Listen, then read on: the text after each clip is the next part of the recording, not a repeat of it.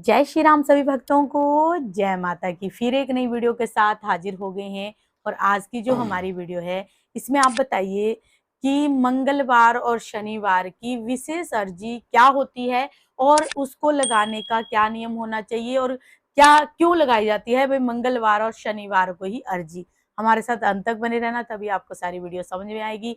अगर वीडियो अच्छी लगती है तो लाइक करें, शेयर करें, कमेंट करें। चैनल पे अगर पहली बार हैं तो चैनल को भी जरूर सब्सक्राइब करें। चलिए शुरू करते हैं आज की वीडियो। जय श्री राम। जय श्री राम, जय श्री बालाजी महाराज। बाबा की असीम कृपा सदैव आप पर बनी रहे और मेरी माई जगत जननी माँ भवानी अम्ब की कृपा आपके घर में अन्नपूर्ण रूप में वास करे। जय माता की। देखिए, अर्जी हम एक अर्ज लगा रहे हैं श्री बालाजी महाराज के श्री चरणों में, हनुमान जी महाराज के श्री चरणों में, क्योंकि कलयुग के अवतारी हैं, कलयुग के देवता हैं। तो कलयुग में ये देवता, अगर हम सच्चे मन से कोई भी पूजा याचना करते हैं तो ये जरूर स्वीकार करते हैं।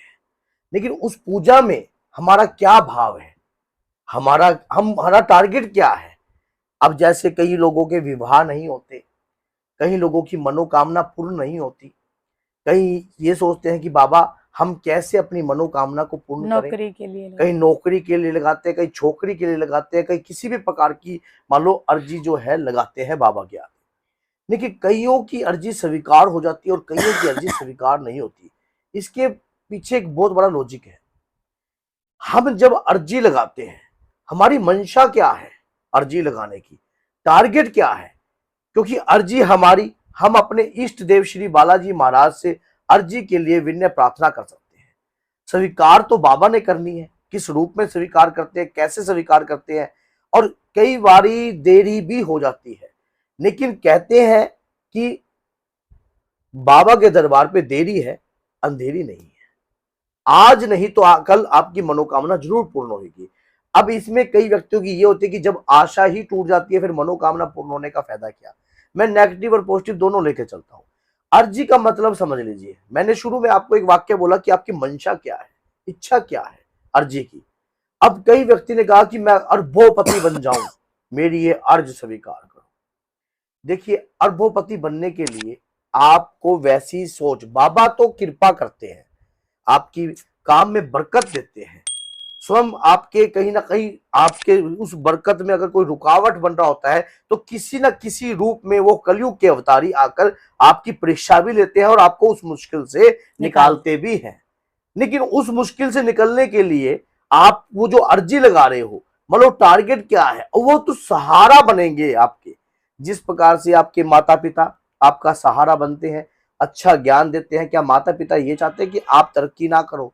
तो उसी प्रकार से आपके इष्ट भी ये नहीं चाहते कि आप तरक्की ना करो, वो ये चाहते हैं कि आपकी तरक्की हो। लेकिन तरक्की में कहीं इतना धन ना आ जाए आप अपने बाबा को ही भूल जाओ, आप अपने माँ बाप को ही भूल जाओ। तो इसी प्रकार से अर्जी लगाने का क्या मंशा है आपकी, क्या टारगेट है आपकी, इच्छा क्या है आपकी, ये सबसे पहले आपका जो है आप तय करके चलना है। क्योंकि अर्जी तो हमारी है, मर्जी तो श्री बालाजी की है, और अर्जी पर मोहर लगाएंगे तो बाबा ही, तभी अर्जी स्वीकार होगी।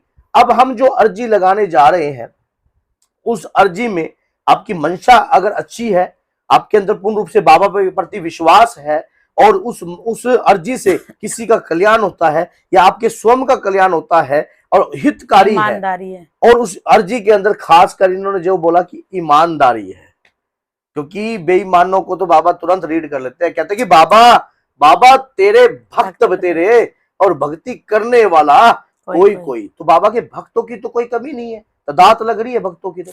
लेकिन भक्ति जो है, भक्ति रूपेण शक्ति जो प्रकट करता है वो कोई ही होता है। अब उस भक्ति रूपेण शक्ति को प्रकट करने के लिए आपने अर्ज लगानी है। अर्ज क्या है? मंगल और शनिवार को विशेष तौर पर, अगर किसी का पुराना कोर्ट कचहरी का केस चल रहा है, अगर किसी का केस नहीं सुलझ रहा है, जमीनी विवाद चल रहा है, तो ये जो अर्जी लगानी है आपको शनिवार को लगानी है। अगर किसी का विवाह का है, अगर विवाह में या कोई नौकरी में, सरकारी नौकरी में, और किसी भी प्रकार की कोई रोग है, बीमारी है, तो मंगलवार की लगाइए। अब आपने करना क्या है, आपने 381 रुपए लेने हैं। 381 रुपए लेकर आपने 7 लौंग लेनी है और एक कलावा लेना है। एक कलावा जो है वो क्या है, आपके दोनों हाथों को ऐसे फैलाकर पूरा लंबा कलावा लेना है। 1 मीटर। ये जो दोनों हाथ 1 मीटर बन जाए, 1.5 मीटर बन जाए, ये आपकी है। ये लेने के बाद अब आपने क्या करना है, एक लाल रंग का कपड़ा लेना है। आपने अपनी मनोकामना के लिए उस कलावे के अंदर आपने कम से कम 51 गांठें मारनी है। अब मनोकामना जो भी आपके मन में इच्छा चल रही है, तब आपने मनोकलावे में जब गांठ मारोगे तब क्या करना है, राम लक्ष्मण जान की जय बोलो हनुमान की, राम लक्ष्मण जान की जय बोलो हनुमान की, राम लक्ष्मण जान की। या फिर ये आपने बोलना है, या फिर ये बोलना है, वीर हनुमाना अति बलवाना, राम नाम रसियो रे प्रभु मन बसियो रे, अर्जी हमारी मर्जी तुम्हारी, कृपा करियो रे प्रभु मन बसियो रे। हे दिनों के नाथ, हे श्री बालाजी महाराज, हे बाबा, मेरी अर्ज स्वीकार कीजिए प्रभु। मैंने बड़ी विनम्रता से आपसे ये आशा रखी है, ये इच्छा प्रकट की है आपके श्री चरणों में। बाबा, इस इच्छा पर मोहर लगा दीजिए प्रभु। हे प्रभु, आपकी इस इच्छा पर मोहर लगाने से मेरे जीवन संवर जाएगा, आपका क्या बिगड़ जाएगा। इस प्रकार की विनय प्रार्थना कीजिए कि मैं अर्जी ये लगा रहा हूं, मेरा काम है अर्ज लगाना, मर्ज आपकी है। अर्जी का एक मकसद ये भी है कई बार हमारी अर्जी स्वीकार नहीं होती, तो हम ये नहीं है कि अपने टारगेट से भटक जाएं। बाबा ने हमारी अर्जी स्वीकार नहीं करी। कई बार जिस प्रकार से अगर एक छोटा बच्चा अपने पिता को कहता है कि मुझे बाइक चाहिए, और उम्र उसकी 15 साल है, 14 साल है, और बाप कहता है अभी आपकी उम्र के हिसाब से आपको तजर्बा नहीं है, आपका एक्सीडेंट हो सकता है, कुछ भी हो सकता है, लाइसेंस के कारण चालान कर सकता है। तो अब उसके दौरान क्या होता है कि बाबा, अगर आपको पता है अपने बच्चे की परवाह तो हर किसी को है, और ऐसे भक्त की परवाह जो बाबा में पूर्ण रूप से विश्वास करता हो और पूर्ण रूप से उसके नाम का जयकारा लगाता हो, ऐसे भक्त के लिए तो बाबा हर वक्त आतुर रहते हैं कार्य करने के लिए। और वो ये उनको भी डर लगता है कि कहीं मेरे दास का कुछ हो ना जाए।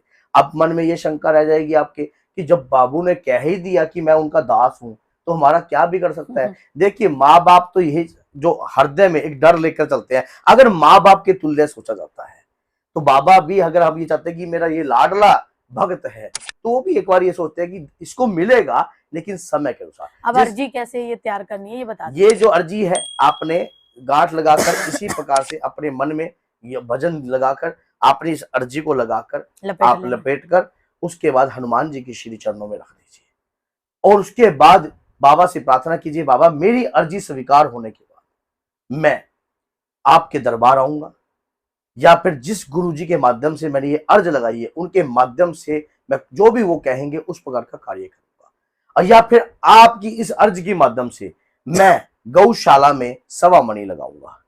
आपकी जो भी इच्छा है, एज यू विश, हमारी तरफ से कोई दबाव नहीं है, आप जैसा कीजिए, क्योंकि जैसी जिसकी भावना पर वैसा ही फल दे। तो बोलिए जय सिया राम, और आपकी अर्जी स्वीकार जरूर होगी। जय माता।